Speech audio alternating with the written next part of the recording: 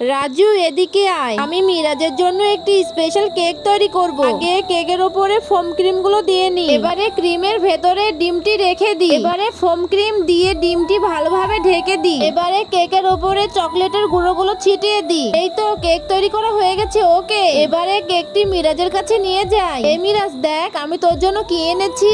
আরে আমার জন্য এটা কি এনেছিস? ওয়াও, এটা তো কেক। এটা আমার জন্য এনেছিস? আগে কেকটি খেয়ে দেখি। আরে কেকটি তো অনেক টেস্টি।